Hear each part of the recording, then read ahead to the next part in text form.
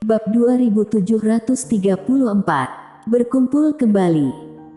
Melihat adegan ini, wajah warrior yang berubah drastis, tetapi segera, luka di aula di dada wanita bergaun putih pulih dengan sangat cepat.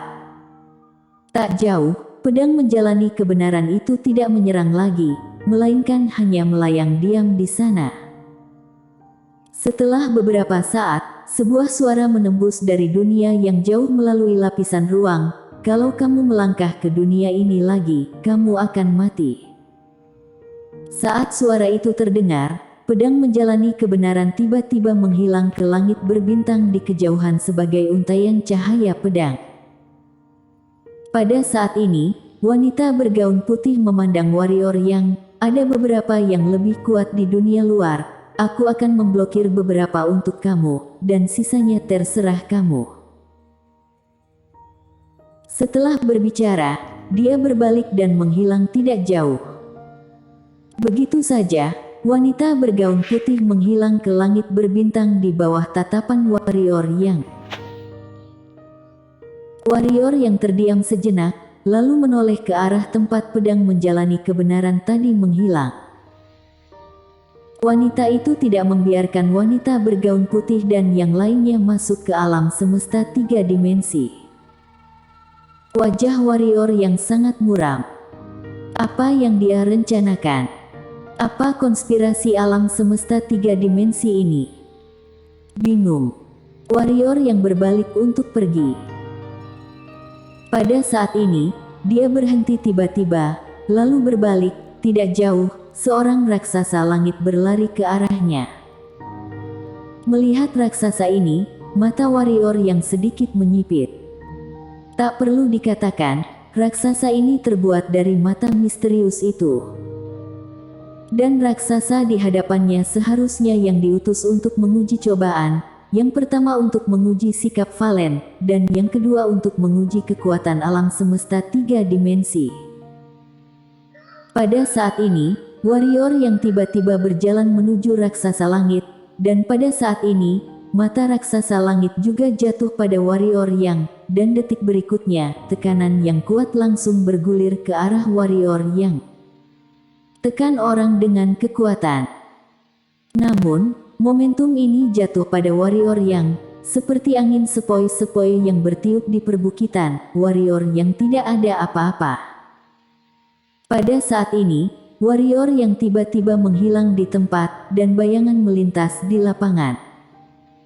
Detik berikutnya, gumpalan cahaya pedang tiba-tiba muncul di kepala raksasa langit.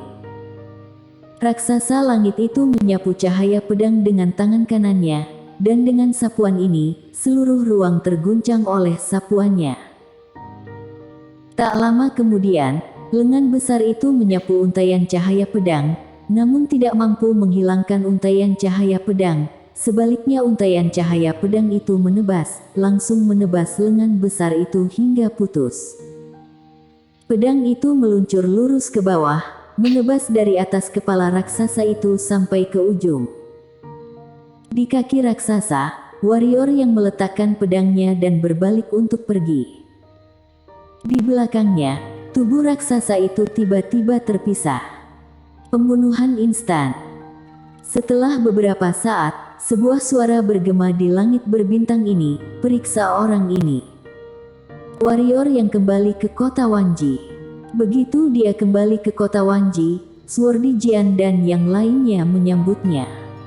Melihat warrior yang baik-baik saja, semua orang menghela nafas lega. Mereka semua tahu tentang kejadian sebelumnya, dan mereka ingin mengikutinya, tetapi mereka dihentikan oleh Feroding. Dalam pandangan Feroding, jika warrior yang dan wanita bergaun putih itu tidak bisa melindungi diri mereka sendiri, mereka akan mati jika maju. Warrior yang berkata, "Apakah ada penguasa alam takdir yang datang ke sini?" Feroding berkata dengan sungguh-sungguh, "Satu ada di sini." Satu. Wajah warrior yang muram, "Apakah tidak ada orang, atau ada yang tidak mau datang?" Feroding berkata dengan lembut, "Setahu aku, seharusnya ada beberapa, tetapi mungkin tidak banyak." Namun, Aku khawatir orang-orang ini tidak akan keluar. Karena ketika dinasti Eternity melawan Sekte Belantara sebelumnya, adalah momen terbaik bagi mereka untuk memancing di air keruh tapi mereka tidak keluar. Jelas, orang-orang ini sedang bertapa hingga mati atau mereka hanya tidak ingin terlibat masalah. Warrior yang mengangguk, karena mereka tidak akan datang, tidak apa-apa, kita akan menanganinya sendiri. Mengatakan itu, dia menoleh dan melirik Frido dan yang lainnya, kalian pergi membuat pengaturan, bersiaplah untuk pertempuran kapan saja. Semua orang mengangguk, lalu berbalik untuk pergi.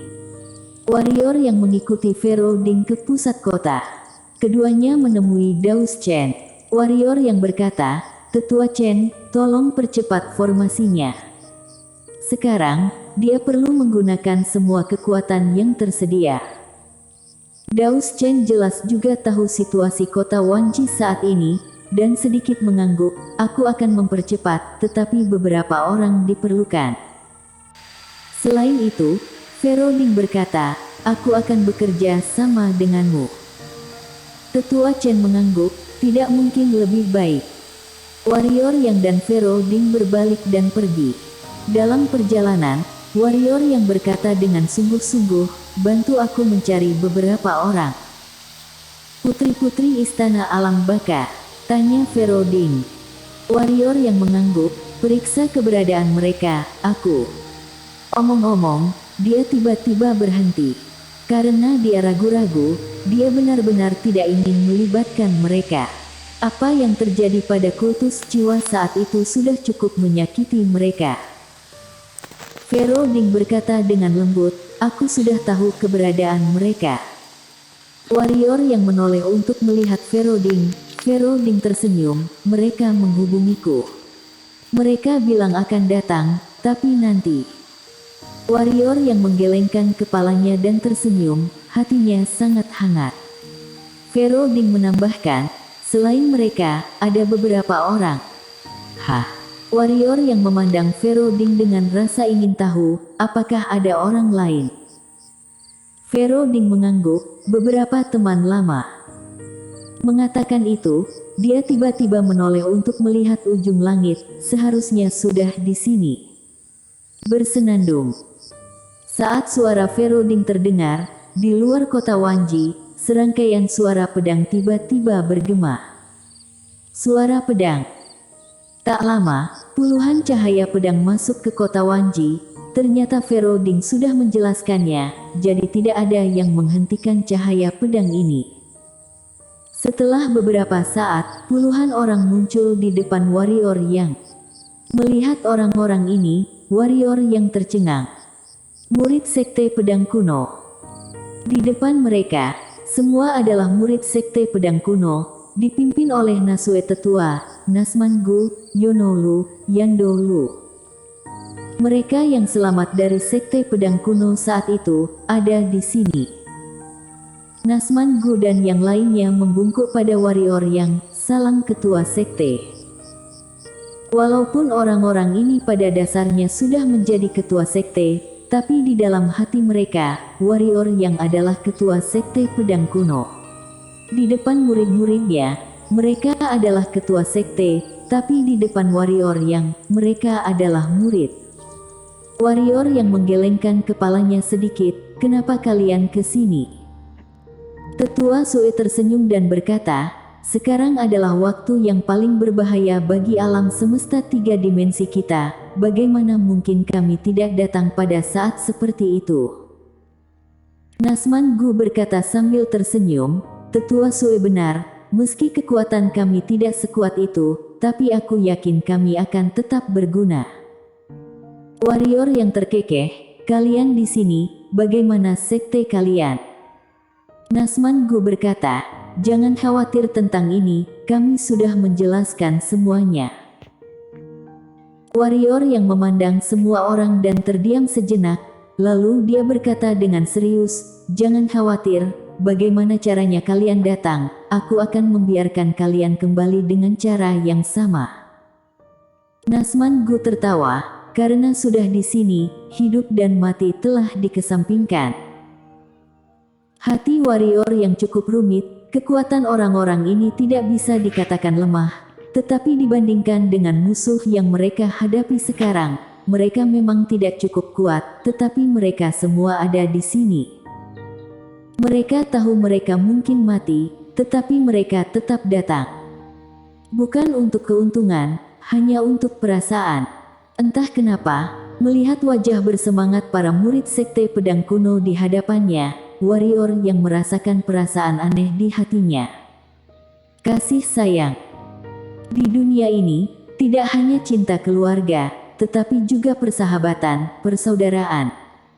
Cinta ini mencakupi segalanya. Warrior yang menarik kembali pikirannya, dia menepuk bahu Nasman Gu, dan kemudian berkata, "Ayo, bawa kalian menemui senior tua, kalian bisa belajar darinya." Karena itu, dia memimpin kerumunan untuk menemukan Suordi Jian. Warrior yang mendatangi Suordi Jian dan tersenyum, "Guru leluhur, ini semua adalah mantan teman sekelas aku. Nah, mereka juga murid dan cucu kamu membimbing mereka." Saat ini, warrior yang sama sekali bukan pendiri Ordo Alam Semesta Tiga Dimensi, maupun pendiri kota Wanji. Patut disebutkan bahwa warrior yang sekarang adalah penguasa kota Wanji bagi semua orang. Suordi Jian melirik wajah warrior yang menggelengkan kepalanya dan menghela nafas, "Kamu ini." Dengan mengatakan itu, dia memandang Nasman Gu dan yang lainnya, dan berkata, "Tinggal saja semua. Adapun seberapa banyak yang kalian bisa belajar dan seberapa banyak kalian bisa mengerti, itu tergantung pada nasib baik kalian sendiri." Mendengar ini, Nasman Gu dan yang lainnya buru-buru memberi hormat. Walaupun tidak tahu siapa orang tua ini, warrior yang begitu menghormatinya, dan dia juga memanggilnya guru leluhur, jadi bisakah kekuatan ini menjadi lemah? Cepat manfaatkan. Warrior yang merasa lega ketika melihat persetujuan Suordi Jian, tapi dia masih sedikit gugup, karena Suordi Jian sudah terbiasa sendirian, jadi agak ragu untuk membiarkannya mengajari orang lain. Namun, ternyata dia terlalu banyak berpikir. Warrior yang pergi setelah menyerahkan Nasman Gu dan yang lainnya kepada Suordi Jian. Di dalam pagoda Hongmeng, warrior yang kembali ke ruang latihan kosong, dan Irenean sudah tidak ada lagi. Kesadaran ilahi warrior yang melirik pagoda Hongmeng, dan segera, dia menggelengkan kepalanya dan tersenyum. Ternyata Irenean pergi untuk melatih Yana. Tepatnya, keduanya bertarung satu sama lain. Kekuatan Yana saat ini, belum lagi Irenean, bahkan warrior yang sedikit takut. Kekuatan fisik dan pertahanan fisik Yana lebih dari satu tingkat lebih kuat dari sebelumnya. Dari segi kekuatan dan pertahanan fisik, tidak ada yang bisa memanfaatkan Yana. Setelah Yana mulai berlatih, Shiro mulai mengotak-atik barang-barangnya, yang kini menjadi minatnya hanyalah mengutak-atik harta karun warrior yang harus diperkuat. Namun, beberapa ide anehnya hampir menjadi masalah besar. Misalnya, menggabungkan pedang Slater Langit dengan pedang pemakaman maut. Kedua pedang itu berbeda, tentu saja tidak bisa menyatu, dan dia menyatu secara paksa. Lalu dia terhempas. Tapi untungnya, dia baik-baik saja, karena setiap kali sebelum fusi, dia akan menjauh. Jelas, dia menyadari bahwa sesuatu mungkin terjadi. Ketika pedang tidak bisa menyatu, dia datang dengan trik baru. Penyatuan monster siluman, sehingga siluman besar seperti Drago dan Kalves mulai sengsara. Jika pemurnian alat tidak bisa, maka murnikan iblis. Faktanya, tidak ada yang tahu bahwa kesalahpahaman Shiro telah menciptakan profesi baru di dunia masa depan, profesi yang baru. Di langit berbintang yang jauh, ketika dua bayangan putih melintas, langit berbintang yang jauh tiba-tiba bergetar hebat, dan kemudian, gelombang udara terus meledak ke sekeliling. Dua bayangan putih dengan keras mundur ke belakang oleh gempa kekuatan, dan mundur puluhan ribu kaki. Segera, dua bayangan putih berhenti.